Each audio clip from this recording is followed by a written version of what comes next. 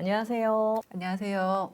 네, 정현의 가업승계 소장 정선입니다. 오늘은 정현의 가업승계 수석연구원 이서진 연구원님 모셨습니다. 네, 반갑습니다. 네, 안녕하세요. 본인 소개 간단히 부탁드리겠습니다. 정혜래 가업승계 수석연구원 이서진입니다. 저는 법인 컨설팅만 지금 한 15년 이상 지속적으로 지금 컨설팅을 진행을 하고 있고요. 주된 것들은 이제 가업 승계를 주로 많이 하고 있고요. 거기에 이제 지배구조 개선에 대한 부분을 중점적으로 일을 하고 있습니다. 대신에 이제 새로 설립해서 실은 이제 초창기부터 도와드린 케이스들도 굉장히 많이 있습니다. 어차피 설립을 하시고 난 다음에 안정기, 숙성기에 들어가셔서 가업 승계를 논하시는 거기 때문에 실은 오래된 15년 제가 금융업은 한 20년 정도 이상을 했기 때문에 오래된 법인들은요, 예전에는 초창기였는데 지금 이제 승계까지 이렇게 책임지는 역할들을 좀 하고 있습니다. 법인 컨설팅이라는 게 상당히 광범위하죠. 설립부터 해서 승계나 상장 네. 다양하게 있는데 특히 승계는 워낙에 좀 어렵기도 하고 네. 접할 기회가 많지 않은데 우리 이서진 수석연구원님은 승계에도 상당히 많은 경험이 있으셔서 승계를 할 정도면 나머지는 다 할 수 있다. 이렇게 볼 수 있을 것 같네요. 네, 네. 법인에서 정말 다양한 문제들이 음, 있으시잖아요. 그러니까 그런 부분들을 해결을 하면서 승계에 관한 부분들을 또 논의를 하고 검토를 하는 부분이기 때문에 예, 다양한 경험이 있습니다. 네. 오늘 이제 모신 거는 결산 시즌이 되다 보니까 가지급금 때문에 문의가 많이 네, 들어오더라고요. 네, 그래서 가지급금은 정말 기업에는 암적인 음, 존재잖아요. 구체적으로 대표님 입장에서 어떤 불이익이 있는지, 네, 그리고 회사 입장에서는 어떤 불이익이 있는지, 네, 그리고 이거를 어떻게 해결할 수 있는지, 음, 좀 이런 부분에 대한 문의가 많아서 오늘 또 음, 가지급금 전문적으로 많이 음, 해주셨던 우리 이서진 수석 연구원님을 모셨는데, 이런 가지급금 쉽게 얘기하면 대표님이 빌려간 돈 이렇게 네. 이해하면 되나요? 예, 맞아요. 가장 쉽게 표현하자면, 그러니까 이 법인 입장에서는 대표님에게 나간 돈, 그렇죠. 빌려준 돈이잖아요. 대표님 입장에서 생각해 보면은 갚아야 할 돈, 갚아야 할 돈. 갚아야 할 돈. 예, 정확한 것은 갚아야 할 돈이라는 부분이에요. 어쨌든 이 가지급금 같은 경우가 임시로 법인에서 돈이 나간 돈이거든요. 이게 가짜든 아니면 어떠한 여러 가지 사유들이 있지만 그럼에도 불구하고 증빙 없이 자금이 나간 부분이다 라고 봅니다. 그래서 그 부분이 명확하게 누군가에게 명확하다면 그 사람의 것으로 가지급금이 나가겠지만 그렇지 않고 불명확하고 증빙이 없다거나 이런 경우에는요, 대부분 그냥 대표이사의 가지급금으로 달리는 케이스가 많습니다. 그럼 돈이 나갔으면 당연히 출처가 있어야 되고 명확해야 되는데 왜 이게 명확치도 않고 출처가 음, 애매한 게 왜 생기는 거죠? 여러 가지 사유들로 실은 가지급금은 발생을 합니다. 그래서 명확하게라고 함은 대표님께서 그러니까 진성 가지급이라고 표현해요. 저희는 진짜로 대표님이 1억 정도 내가 개인적인 용도가 있어서 법인에서 가져가는 경우들도 있으실 수 있거든요. 그런 경우에는 명확해요. 대표이사가 1억 정도를 가지급, 임시로 빌려간 거고 내가 갚아야 할 돈이라고 인지를 합니다. 그런데 그런 것들만 있는 게 아니고 실질적으로 이제 사례를 보면은 법인에서 수많은 매출처와 매입처들이 있잖아요. 그리고 이제 회계 처리 과정 중에서 실은 이게 잘 맞지 않는 케이스들도 많이 있어요. 실질적으로 현장에서 많이 발생을 하는 거죠. 그리고 소소한 금액들도 인지하지 못하는 사이에 그냥 나갔는데 이게 처리되지 못하면은 모두 다 대표이사 걸로 처리가 되는 경우가 많습니다. 왜냐하면 이게 나는 가져가지 않았어. 가지급금이 재무제표상 한 3억, 5억인데 나는 가져간 적이 없어요. 이렇게 부정하시는 대표님들도 간혹 만나 뵙기는 해요. 그런데 이 대표님이 실제로 가져갔다고 인지를 하든 안 하든 간에 실제로 이 법인에서 근거 없이 아니면 맞지 않는 이런 부분들이 발생을 한다면 그거에 대한 관리 책임 또한 대표이사의 몫이라고 일단은 과세관청에서는 볼 수밖에 없는 거예요. 그래서 누가 가져갔는지 모른다라고 했을 경우에도 이 대표가 가져갔다라고 보는 거고 관리의 부정확함도 실은 대표의 책임이 될 수밖에 없는 시스템으로 인해서 실은 대표님 입장에서는 좀 억울한 부분도 있으실 수도 있는 거죠. 가져간 적이 있는 거는 뭐 갚아야 되겠지만 음. 가져간 적도 없는데 그게 내 빚으로 네. 잡혀 있다. 이것은 상당히 억울하겠네요. 네. 근데 예전에는 가지금 있는 회사들이 많았거든요. 네. 뭐 다 있는 거 아니야? 이 정도로. 근데 음. 최근에 이렇게 가지급금이 민감해지는 거는 음. 불이익을 많이 주기 때문일 것 맞습니다. 같아요. 그럼 맞습니다. 어떤 불이익이 있나요? 가지급금은 아까도 영업시장 발생할 수밖에 없는 가지급금도 말씀드렸지만 실은 이제 그 창업 초기부터 자본금을 넣고 빼고 하는 과정부터 또 생기기도 하고요. 그다음에 이제 뭐 성장기에 실제로 가져간 돈, 그다음에 뭐 부동산 매입이라든지 여러 가지 케이스들에서도 생기기도 하고요. 그다음에 이제 리베이트건 뭐 이런 식으로 해서 현금이 필요하기 때문에 뺀 거. 그리고 이제 뭐 직원들의 신용불량자 뭐 이런 여러 가지 케이스들에서 생깁니다. 그래서 이게 그냥 금액이 어느 정도 눈에 보이지 않는 금액 정도까지는 대표님들이 심각하게 생각을 안 하시다가 어느 해 결산을 해봤을 때 세무사님이 말씀을 하시죠. 가지급금이 몇 억 있습니다. 그래서 이자도 얼마 있습니다. 이렇게 말씀을 드려요. 그래서 첫 번째로 이제 가지급금 때문에 받는 불이익 중에 첫 번째는 가지급금은 인정 이자가 발생을 합니다. 증빙 없이 법인에서 돈이 나갔고요.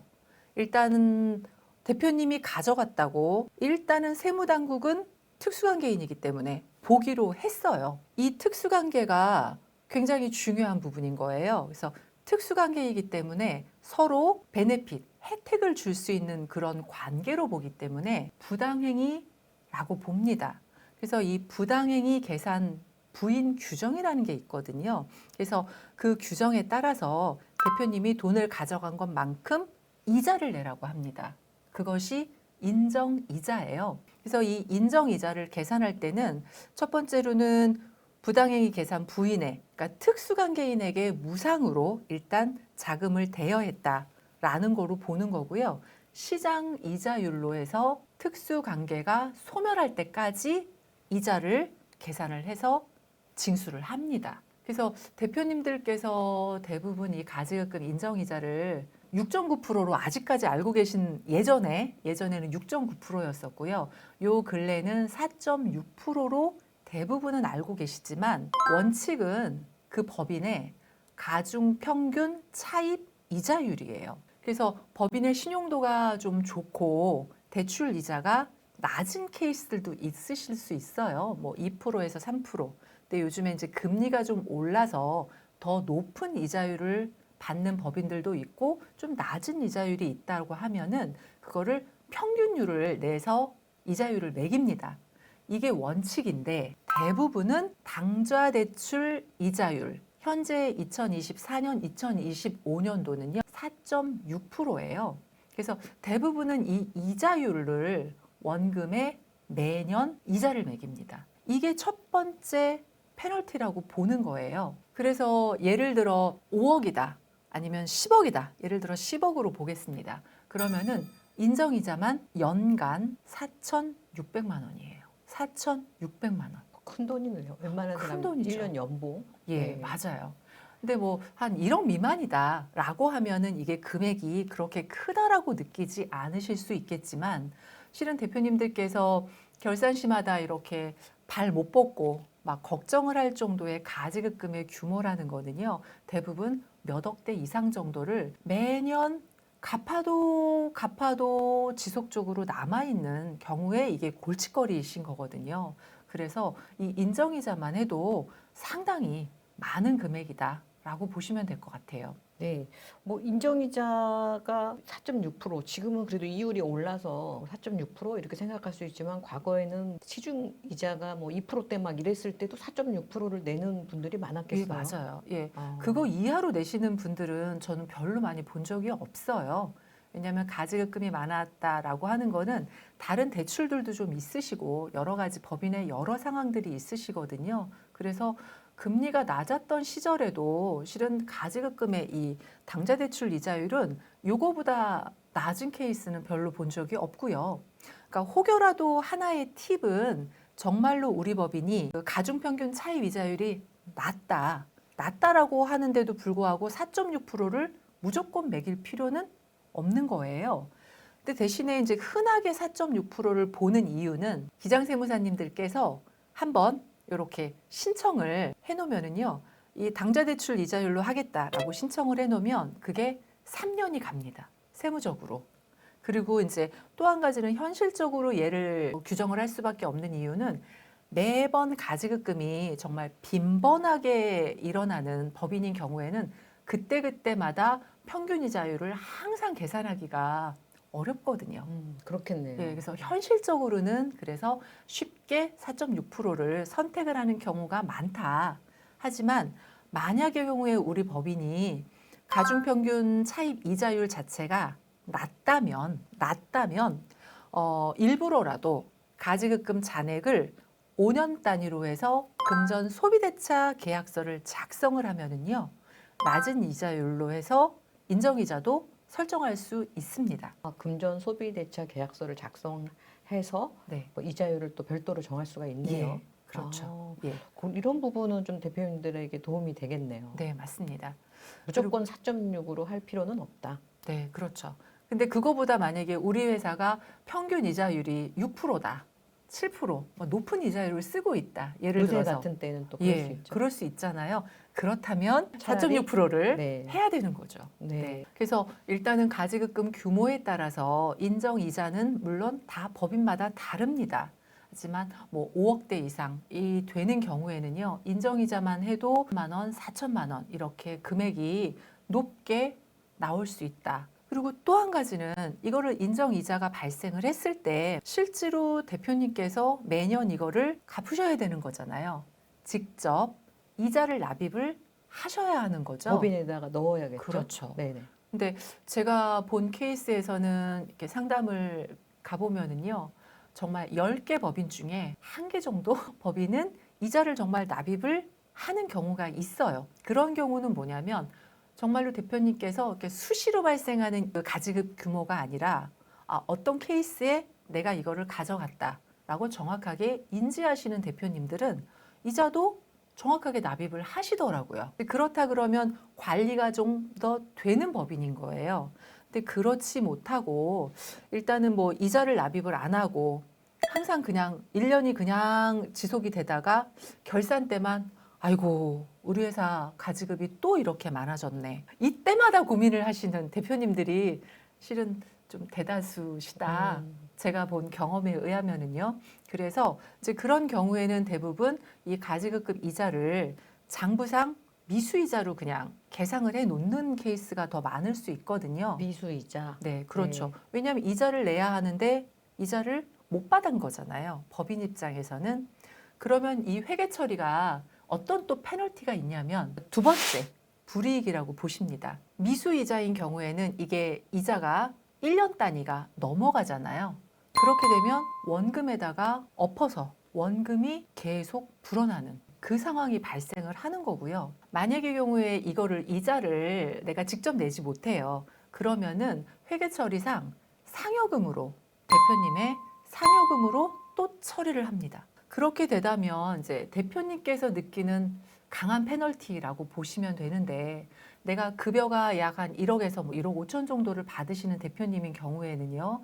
이 인정이자가 예를 들어서 아까 이제 10억이다라고 하면은요.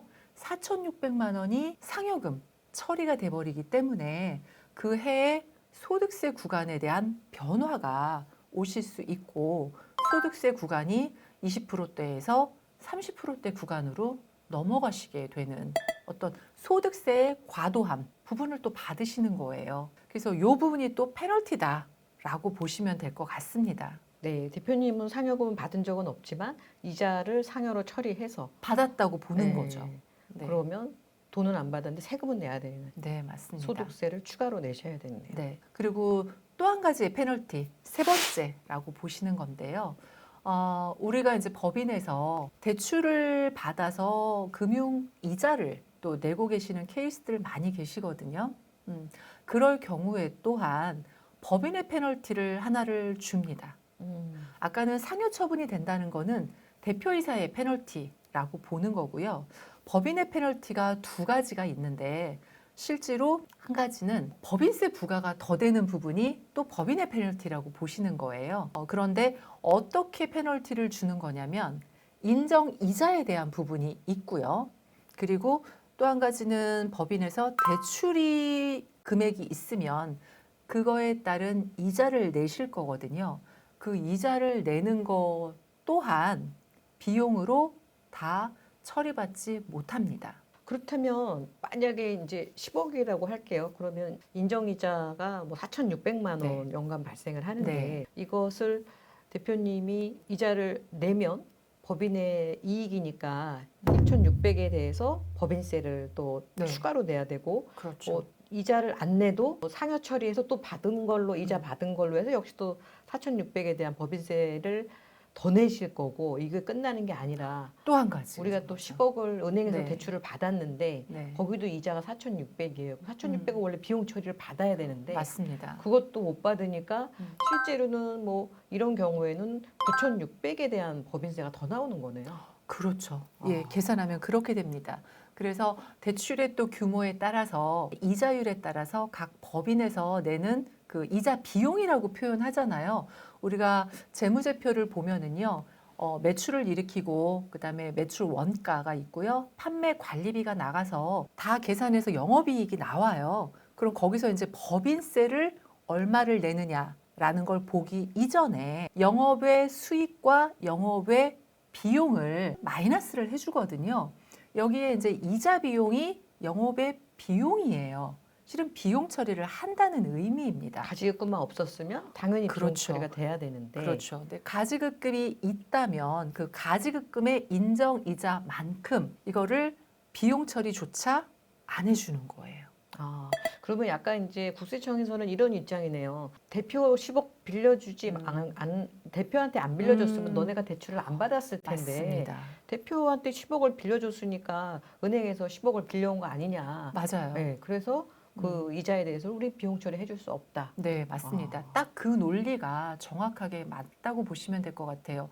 이거를 대표님들께서 실은 잘 인지 못하시는 경우는 굉장히 많더라고요. 그런데 국세청 입장에서는 보면은 이 법인의 비생산적인 자금 활용, 그러니까 대표가 그냥 막 어디다가 뭐 딴짓을 한다거나 이런 것들을 규제하는 거죠. 법인의 건전성을 위해서 규제를 하는데 여기서 업무무관 자산에 대한 이 가지급금이 포함되어 있다면 그거에 대한 해당 비율만큼의 이자 비용은 비용 처리를 안 해준다.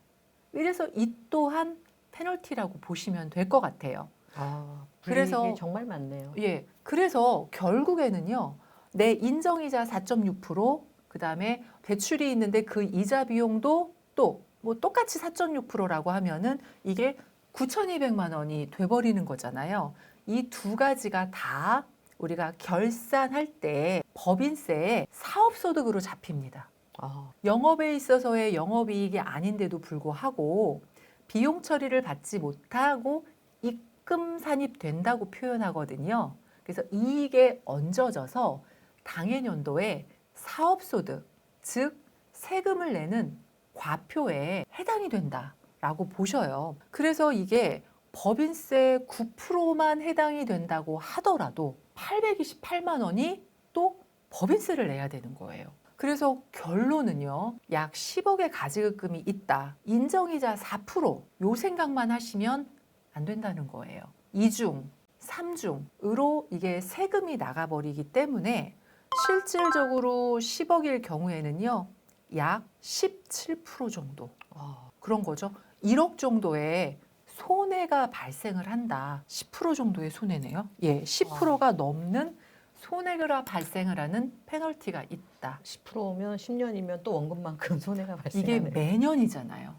이자 부분에서만 발생하는 손해입니다. 네. 이게 피해라는 표현이 좀 그렇지만 대표님 입장에서는 이렇게 손실이 크고 법인도 내 건데 또 법인도 이렇게 손실이 네. 큰데 그래도 뭐 갚을 돈이 없다고 하면 이렇게 가지급금 이자만 뭐 계속 이렇게 내고 이렇게 해서 계속 갈 수도 없잖아요. 갈 수 언제까지? 없어요. 네, 언제까지? 언제까지라는 거는 실은 아까 제가 서두에서 말씀드렸듯이 특수관계가 해제되는 시점까지가 아마 언제까지의 마지막일 것 같아요. 데드라인이라고 표현하잖아요. 그런데 대표님들께서 이런 폐해를 이중 삼중 고를 겪으시면서도 갚아야 되는 걸 아시면서도 현실적으로 이게 쉽지가 않은 거거든요. 내가 영업 활동을 하면서 당연히 임원으로서 급여를 받지만 그걸로 해서 매년 이렇게 갚아서 이거를 해소시키기에는 원금에 대한 상환이 실은 정말로 쉽지 않다. 원금은 갚아야 하는데 쉽지 않더라. 그리고 또 빨리 갚지 않는 이유 중에 하나가 이게 만약에 은행 부채다라고 생각을 하면 은행에서는 그 몇 년도까지 또는 이자 한 달이라도 이자를 밀리게 되면은 바로 압박이 들어오잖아요. 만약에 뭐 25년도까지 갚기로 했어. 근데 원금 상환이 안 됐다라고 하면은 정말로 페널티가 강하겠죠. 연장을 못 한다 그러면. 근데 우리가 이제 이 법인 내의 가지급금이라는 거는 실은 은행의 금융상품처럼 누군가가 국세청에서 가지급이 있네, 올해까지 못 갚으면은 무슨 페널티가 세무조사가 들어오기 전까지는 강력한 페널티는 실질적으로는 없는 거라고 생각하실 수도 있어요. 그런데 이런 여러 가지 문제들이 많기 때문에 반드시 갚아 나가야 되는 거죠. 이렇게 이제 특수관계 소멸, 뭐 전에도 국세청에서 언제든지 이거는 빌려간 거니까는 상여 처리로 할 수도 있는 가능성은 있죠. 저는 그 사례도 봤습니다. 아, 그래요? 평상시에는 이자만 내다가 원금 상환을 안 했을 때 누가 막 머리 쥐어박으면서 너 빨리 갚아 이렇게 그렇죠. 하는 게 아니잖아요. 네. 내가 인지하고 있으면 이자를 갚아 나가고 일단 계상을 하면 국세청 입장에서는 크게 문제가 되지 않을 수는 있다. 단 언제가 문제냐면요. 세무조사를 받았을 때 문제가 되기도 합니다. 가지급금 때문에 세무조사가 나오지는 않겠죠.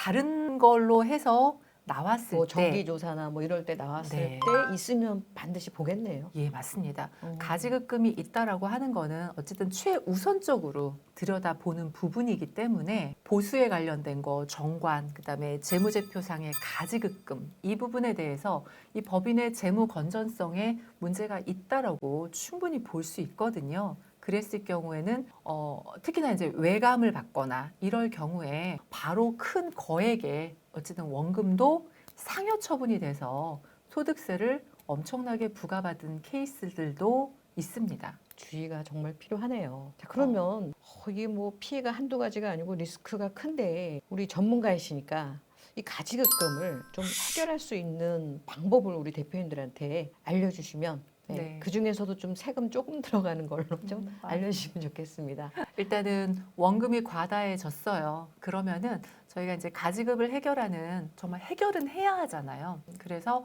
몇 가지의 방법을 통해서 해결을 합니다. 첫 번째 가장 올바른 방법은요. 대표님께서 갚는 겁니다. 네, 대표님 대표님께서 재산으로 갚는 방법. 대표님께서 가져갔는데 법인에서 정말 정당하게 가져간 진성 가지급이에요. 그러면 그 자산을 취득해서 무슨 목적이 있으셨을 거고요. 거기서 소득이 발생했다거나 또는 뭔가를 자산을 매각을 해서라도 갚는 방법. 이게 첫 번째입니다. 그런데 이게 현실적으로 또 쉽지가 않으시더라고요. 아, 그러면 갚은다. 뭐 또 돈으로도 갚을 수도 있지만 뭐 다른 뭐 부동산이나 뭐 이런 걸로도 갚을 수 있나요? 예, 갚으실 수 가능은 있습니다. 하다. 모든 가능합니다. 자산으로. 네, 자산이라는 거는 어쨌든 상증법상 평가를 받아서 그 평가액만큼 상계 처리 또는 양도를 통해서 여러 가지 방법으로 갚으실 수는 있습니다. 그런데 이제 이게 현실적으로는 대표님 개인 자산을 팔아서 이 법인에서 내가 가져간 거라고 하면은 100% 인정을 하겠는데 그렇지 않은 가지급들 내지는 뭐 직원들 내지는 아까 뭐 여러 가지 이유에 있어서 발생한 어떤 그런 가지급들을 해결하기 위해서 대표님 개인 자산을 팔아서 갚는다. 이게 솔직히 말씀드리면 현실성이 좀 떨어지는 부분도 있다. 현장에서는. 그래서 저희는 컨설팅을 진행을 하면서는요. 법인에서 받아서 다시 대표님께서 가수금으로 상환하는 방법을 말씀을 드릴 수밖에 없어요. 그래서 그 중에 가장 첫 번째로 기본이 되는 방법은요. 급여입니다. 그래서 급여에 대한 부분이 지금 대표님께서 적정하게 받고 계신가? 그렇지 적게 받으시는 못하는 분도 경우. 활용해도 괜찮겠네요. 맞습니다. 가지급금은 계속 발생을 하고 있는데 뭐 영업적인 거든 아니든 간에 발생을 하고 있는데 대표님 급여는 법인에서 이익은 좀 꽤 나는데도 불구하고 좀 뭐 300만 원, 500만 원 이렇게 책정이 아직도 되어 있는 법인인 경우에는요. 일단 현실적으로 대표님의 급여 조정을 합니다.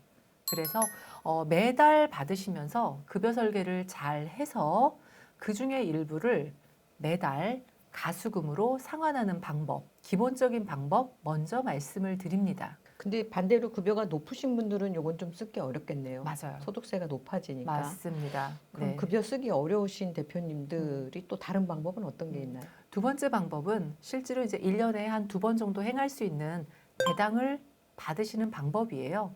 우리가 법인에서 받아서 해결하려고 하면은요, 실은 원인은 108가지가 있다곤 하지만 해결안도 그 나름대로의 여러 가지 해결안은 있겠지만 실질적으로 세금에 대한 부분을 간과할 수는 없거든요. 그래서 여러 가지 방법들 중에서 배당 또한 소득세를 감안해서 대표님의 종합소득세를 감안하고 주주 구성을 감안을 해서 매년 배당 전략을 세워드리고 있습니다. 배당은 뭐 함부로 받았다가는 종합 과세가 되니까 네. 전략이 좀 필요하겠네요. 네, 맞아요. 그래서 만약의 경우에 내가 세금을 뭐 20% 이상의 세금은 배당을 받더라도 내고 싶지 않다라고 생각하시는 대표님들도 많이 계시거든요. 실질적으로. 그렇다 그러면 2천만 원 미만으로밖에 못 받으세요. 실은 그래서 가지급금 원금을 빨리빨리 못 갚아 나간다라고 저는 봅니다. 세금을 많이 내는 걸 무서워하시잖아요. 내 소득세를 정말 15% 20% 이상 내고 싶지 않은데 라고 생각을 하시면은요. 이게 어느덧 몇 억대로 불어나여 있는 가지급금을 갚아 나갈 방법이 사실 별로 없습니다. 특히나 이제 세 번째 방법에 이제 퇴직금에 대한 부분을 활용하는 부분도 있는데요. 실은 저율과세로 퇴직금을 지급받는 경우 요거는 상계도 가능은 하거든요. 그런데 이거는 뭐 여러 번 할 수가 없는 거잖아요. 그리고 그래서 이미 뭐 중간 정산을 한 번 하신 분들은 또 어렵지 않을까요? 예. 그래서 뭐 예전에 2013년도 아니면 뭐 그 다음에 뭐 퇴직금 중간 정산을 받으셨던 대표님들도 꽤 많이 계세요.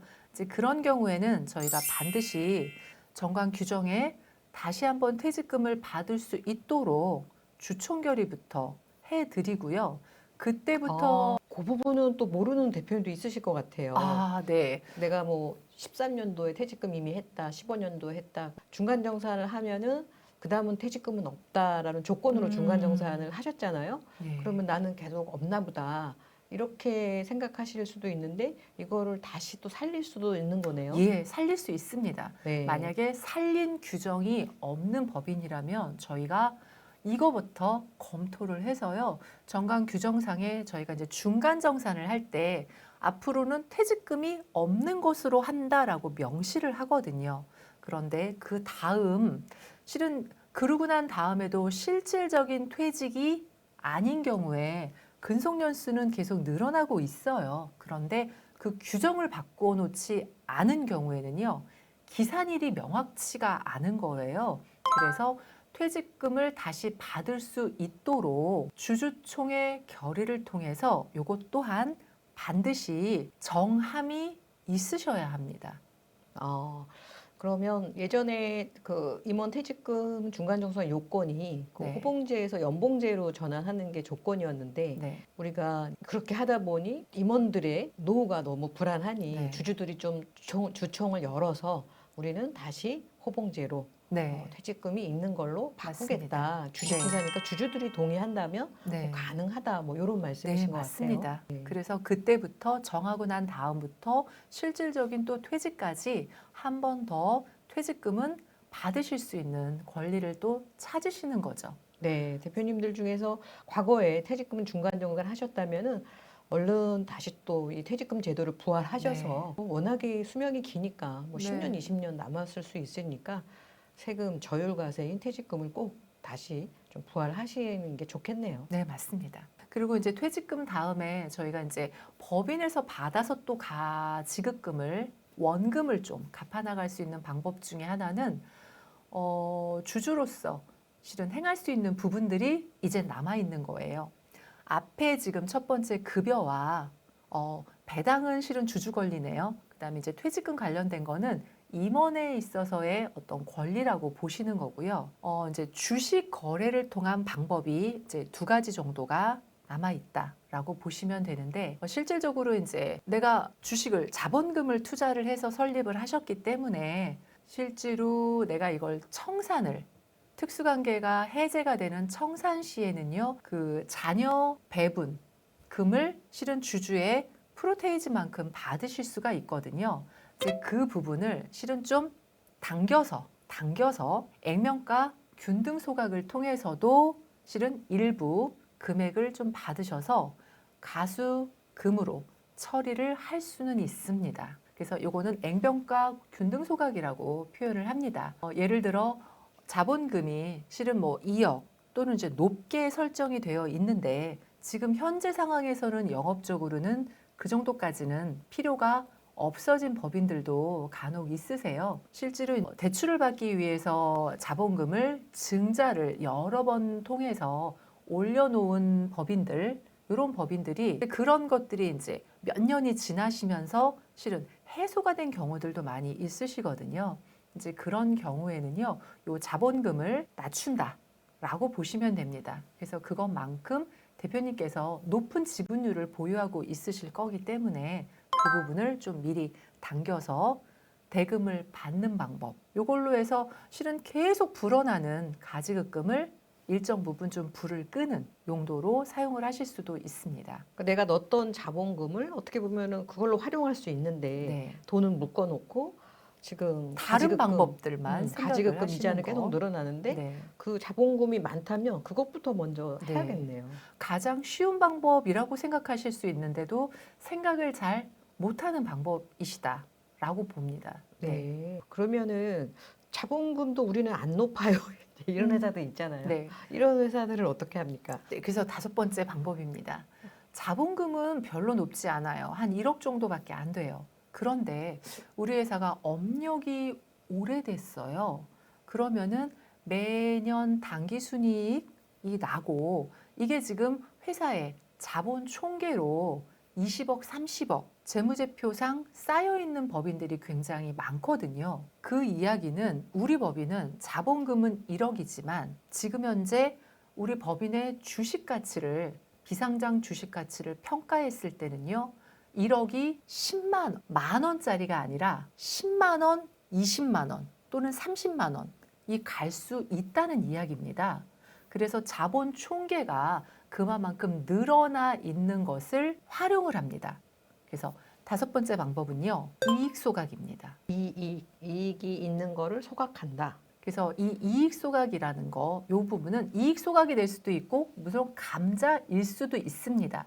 근데 감자라는 거는 자본금이 낮아지는 거기 때문에 혹여 영업적으로 활용을 못 하시는 법인들도 많이 있으실 수 있어요. 그래서 이 잉여금에서 소각을 하는 방법, 이 부분을 좀 많이 권유를 해 드립니다. 이 이익 소각이라는 거는 두 가지로 형태로 보실 수 있어요. 대표님께서 많이 갖고 계시는 이 주식 비중이 높다라고 하시면은요, 내 주식을 일단 법인에다가 팔아서 소각하는 방법 있을 수 있습니다. 단 여기서는 세금이 좀 발생합니다. 어쩔 수 없이 나는 액면가 뭐 10,000원짜리였는데 현재 20만 원이다.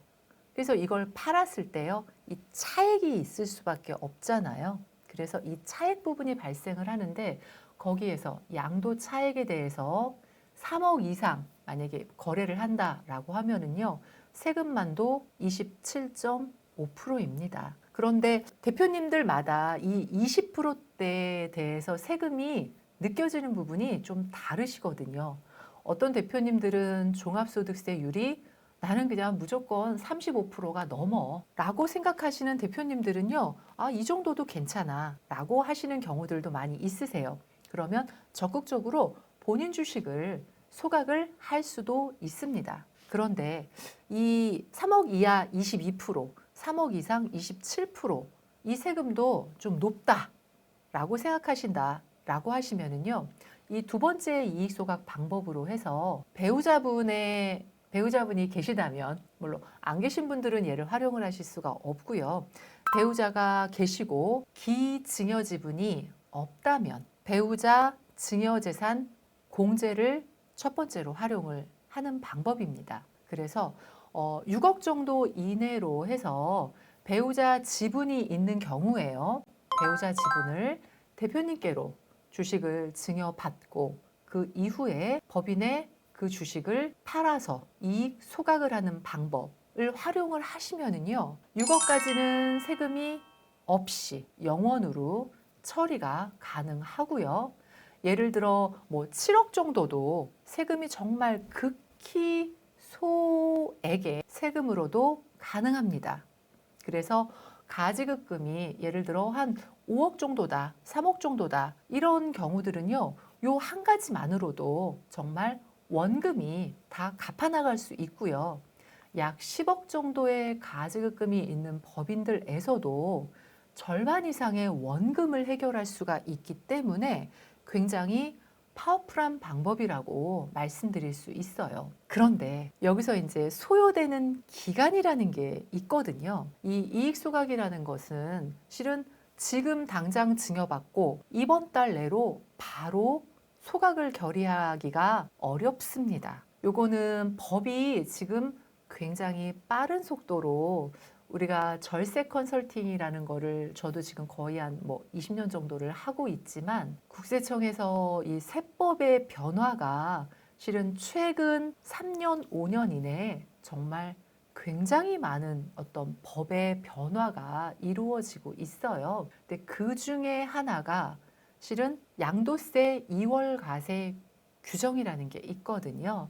근데 그 규정이 25년도 1월 달부터는요, 이 주식 거래에 있어서도 이 보유기간 1년, 보유기간 1년이라는 규정이 법으로 지금 시행이 이미 시작이 되었습니다. 그래서 1년 이상을 보유해야지만 실은 증여가 20만 원이다. 그래서 법인에다가 다시 20만 원에 판다라고 하면 양도차에 또는 뭐 의제 배당, 소각을 할 경우에는 의제 배당이 발생을 할 수밖에 없는데 그 배당 소득세도 나오지 않는 거를 저희가 활용을 하는 건데 이 1년 사이의 기간 동안은 반드시 필요하도록 지금 법이 바뀌었습니다. 그래서 결론은요. 실은 지금 이 영상을 보는 시청하시고 계시는 대표님들 그리고 이제 결산을 하시면서 가지급금이 실은 굉장히 나는 좀 정리를 좀 하고 싶다라고 생각하시는 대표님, 아직 시간은요, 남아 있습니다. 우리가 작년도에 대한 결산이 3월 달에 하시기 때문에 또 증여세에 대한 신고가 3개월 소급에 대한 그 기간이 아직은 좀 남아 있거든요. 그래서 시청하시는 대표님들 좀 빠르게 문의 주시면 시간을, 가지급금 정리에 대한 시간을 조금은 당길 수 있다. 네.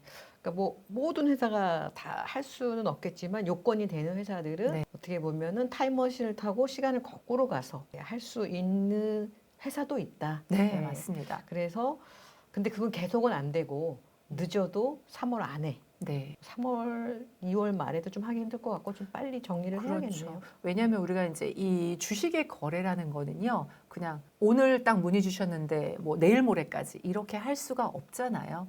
회사의 주식 가치 평가에 대한 부분도 또 세무사님께서 지정을 해서 평가를 또 명확하게 해야 하고 세금 신고라든지 또는 뭐 자사주를 진행을 할 때는 이익 소각을 진행을 할 때는요, 실질적으로 상법상 절차, 그다음에 그 기간 여러 가지 것들이 시간이 소요가 됩니다.